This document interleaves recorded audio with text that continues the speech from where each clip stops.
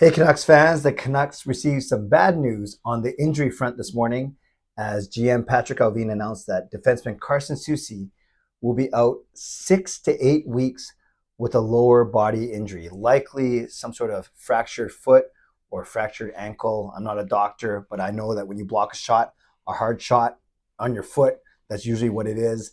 So really unfortunate. Yesterday I sat in this very place in my office and I was talking about how they were announcing that Soucy was week to week, and that could be as few as 2 weeks, as much as I think I said 5 or 6 or 7 weeks. But yes, 6 to 8 weeks is now the initial timeline as the Canucks face their first major injury adversity of the season. And obviously, the Canucks have started off very well, 11-3-1, preparing to host Bo Horvat and the Islanders tonight. Cheer, boo, do whatever you want. Just don't tell other people what to do. You know, I always say that. But this is going to be fascinating to see how the Canucks really navigate this injury. Because in the short term, you have enough bodies if you keep everyone on the left and right side, you have Hughes, you have Cole now, who'll probably play more minutes.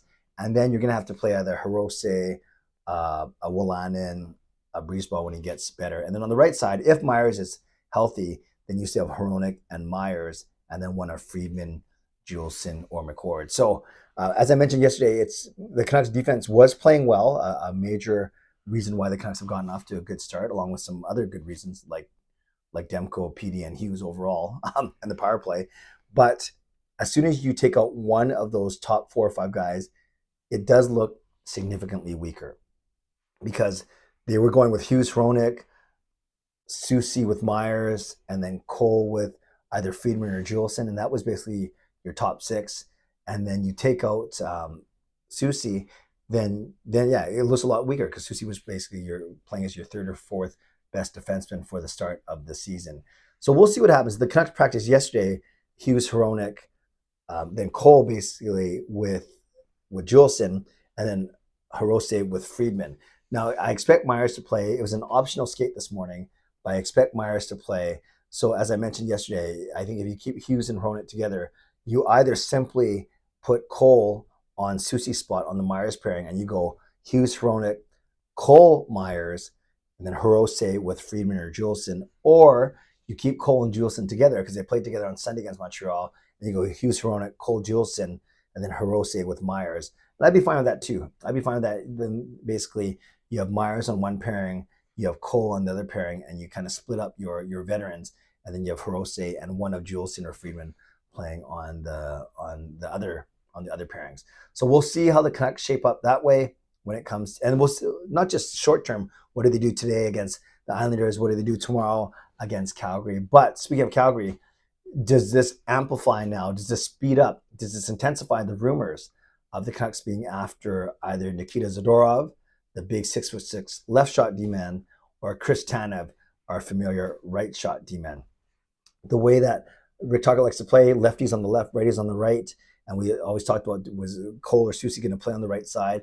The way it stacks up right now is if Soucy's out for as long as we think, 2 months, which kind of stinks, then that obviously weakens the Canucks' left side. And are you comfortable going with Hughes, Cole, and Hirose or Wolanin, Irwin, Breezeball, or do you look to bring in someone like a Zadorov to firm up that third pairing? Then on the right side, you still have Hronek, you still have Myers, and you're still not the strongest over there either. You have Friedman, McCord, or Juulsen playing on that third spot. So yeah, the Canucks have gotten by, I think, with some great goaltending, some really, really good special teams play, at least on the power play, and better penalty kill.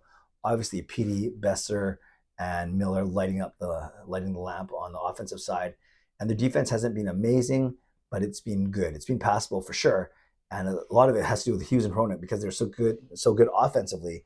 They don't have to play a lot defensively, and that obviously those two things go hand in hand. So very interesting to see what's going to happen going forward. But of immediate interest, the Canucks host Bo Horvat and the Islanders. I can't go tonight because it's Wednesday night. It's my church night. But I will predict a Canucks 4-2 victory. Came tantalizingly close to twice over the weekend. But yes, 4-2 victory. I'm going to say that JT Miller scores the first goal, considering he was the one that Canucks picked over Horvat. And very interesting to see the reaction that Horvat gets from the Canucks faithful. Join me tonight at 11 p.m.